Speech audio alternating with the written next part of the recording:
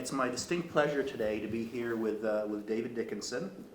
He is a professor of economics at Appalachian State University and research excellence professor at the Walker College of Business. So thanks for being with us today. Excellent. Thanks for having me, and this is a great project. So let's first kind of get a lay of the land here. During what time period were you at ESL? So I was a graduate student at Arizona from 1992 to 97. Okay, so during that period, who were the other graduate students that you overlapped with, and who were the kind of main faculties in the lab at the time? Right, so my cohort included Bart Wilson and Melissa Thomason. I think Jason Shackett was a year ahead of me. Yvonne Durham was a year or two ahead of me. I was assigned to help her out as a young graduate assistant of some sort, so I remember that. And obviously Vernon Smith was there, Jim Cox was there, Mark Isaac, who ended up being my thesis chair, Mark Isaac was there, Mark Walker was there, Ron Wahak, some people who maybe didn't start out as experimentalists, but started, sipping the Kool-Aid a little at a time, and eventually just kind of went for it. Okay, so who was on your, you mentioned that Mark Isaac was your chair. Who else was on your committee? Right, so my committee was comprised of Mark Isaac as chair, Vernon Smith was on the committee, Price Fishback was on the committee, Leslie Stratton, and to hit them all, Stan Reynolds. Yeah. So it was sort of it was a great group, and it was sort of some labor related topics, and so Price Fishback as a labor historian made a lot of sense. Leslie Stratton was a labor economist, junior faculty at Arizona at the time, and so it was a great group. So how did you get involved with experimental research? Were you doing experiments from the time you started graduate school, or did you get into it at some point?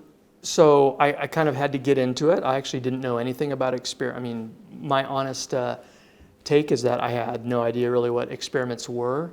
In fact, the professor at Western Washington University, where I got my undergraduate degree, I won't say his name to protect his innocence, but he actively discouraged me from going to Arizona over my other choice, which was a better ranked school. And his take was a little bit that I think they do some funny stuff like experiments, or I don't know what they. So he was a little bit dismissive of Arizona, but it made a lot of sense for me for a lot of reasons, and I'm glad I went there because one of my first assignments was I had a teaching assistantship assignment, but at some point I was assigned to help Yvonne Durham. This will tell you a little bit about the technology of the time period. I was given the list of subjects who were signed up for her experiment, whom I had to call that night to remind them that they signed up for the experiment. You call on landlines? An actual phone call and all of that, landlines and everything.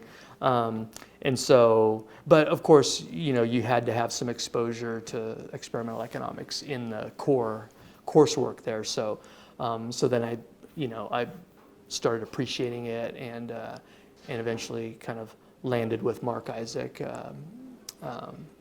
as a thesis advisor. So what were the kind of research projects in your thesis, or so that's part A of the question, and then the project with Yvonne Durham. What was it about? I actually can't remember at all what Yvonne's was because, of course, I wasn't really part of the project. I was sort of the hired hand to help, just assigned to kind of help all of that. So I can't remember what her project was, but I remember well from having given. At some point I had a lab, an assistantship assignment to help Steve Rosenti down in the lab with something coding related, and I'm not a coder, so that as an assignment that didn't really work out terribly well. But again, it gave me some exposure to see kind of the sausage making of what was happening in the lab and all of that, and so I had always had some sort of labor interest going in, and actually Arizona did not offer a field in labor at the time, and course, Ron Oaxaca was there, so this didn't make much sense to me. But I was able to arrange doing an independent study with Ron so that I could get some labor. And after I left, I heard that they then offered a labor field. but the point is, I guess I was able to sort of combine my interests in some labor-related topics with the experimental methodology, and so one of the areas of my thesis very much was aligned with Mark Isaac's work in public goods, but I viewed the environment of a public goods, a voluntary contribution mechanism to a public good provision problem, as one that was sort of analogous to endowments were like abilities that people would have, and contributing to the public good was like your effort contribution. And so I sort of played that as almost like a work team analogy. So you kind of reframed the abstract situation. Exactly. And of course, it was kind of the usual stuff that public goods experiment people would want to see. And some of that, I was interested in kind of the uncertain provision of a public good, where, you contribute as you might, there still might not be a guarantee that you're going to have a public good of a certain size no matter what happens. And so that was sort of that element of the thesis. And then another component I had involved individual labor-leisure choices, which is more kind of a straight-shooting labor topic. And that's one where, I mean, even Jim Cox, who was not, he was one of my professors for the micro class, but he wasn't on my thesis committee. But I remember a talk with him in his office where he encouraged me in the direction of a real effort task, which wasn't something that I guess was really being done. And so that part of my thesis involved participants down in the lab, in the ESL lab, typing paragraphs. And that was very novel at the time, to have a real effort task. That was something it was new to the literature. Yeah, and the idea, and this was part of Jim Cox's push, was to have it be a boring. Of course, the theory still traditionally is that there's no enjoyment of labor per se. It's really that the labor provides income that you use to buy and do things that you enjoy. And obviously, we know that some people can enjoy their work and all of that, but in terms of testing the theory, and I was interested in looking at, decomposing a wage change, wage effect into substitution and income effects. And so really needed to try as much as possible to stick to a leisureless task. And so what was the task? Yeah, it was typing a paragraph over and over again. It was an That does actual. sound pretty boring. Yeah, it was an actual it had sentences, nouns and verbs and all that, and so it wasn't like just kind of decoding that is maybe more common in some of these tasks today. But it was a paragraph of a somewhat standardized length that would, after a couple of keystrokes that Sean McMaster helped set up the programming for how it would then spit the paragraph through to the printer with a timestamp on it. And so I could, keep track of not only a physical copy of the output, which I would then manually check for errors, and had sort of a crude, threshold for too many errors, it doesn't count kind of thing. But it also, the timestamp allowed me to kind of look at effort distribution and looking at the time it took to produce the same standardized paragraph as a way to assess a little bit whether there's variation in effort. Because, I guess in the theory, it's kind of in the background as an assumption that people are contributing full effort when they're doing this. And of course, if they're not, you might see this in terms of something that would look like on-the-job leisure. Yeah. Very interesting, very innovative for the time, for sure. Can you give us a feel, so in this period, the mid-90s, when you were with ESL, what was the kind of technology for running experiments? Were there local area networks in use already? Were you doing things by hand? How did you, so technology in effect? Definitely there was the local area network stuff happening in the lab. People that were doing the market experiments, of course, it's some of the upgraded version of some of those early market experiments, I guess.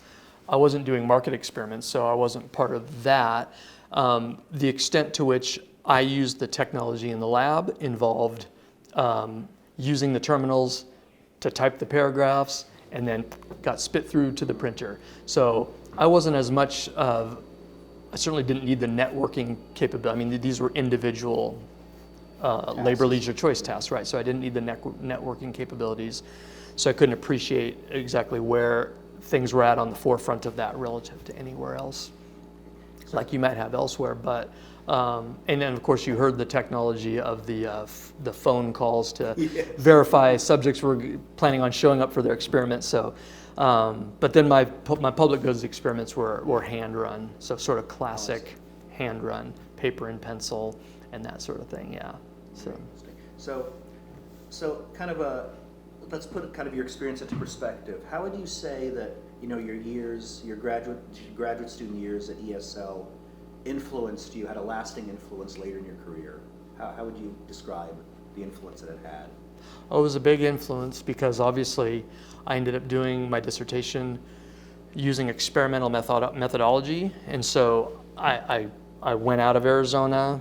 When I started getting my first jobs and stuff, I was, I had research ideas that would always go towards the experimental method of data collection as kind of the methodology of choice. And we do experiments to this day, right? I still do experiments. In fact, it's sort of comical because I have one non-experiment related paper that for some reason I decided to resurrect from its cavern after probably 15 to 20 years and give it another shot recently, and it still didn't work out. So we're at the point where anything that I touch that does not involve experiments is probably doomed from from the start, whereas it's a somewhat less than 100% doom rate for the actual the other work that involves some data collection using experiments. But no, it seemed like a more engaging way also to do research, to be able to kind of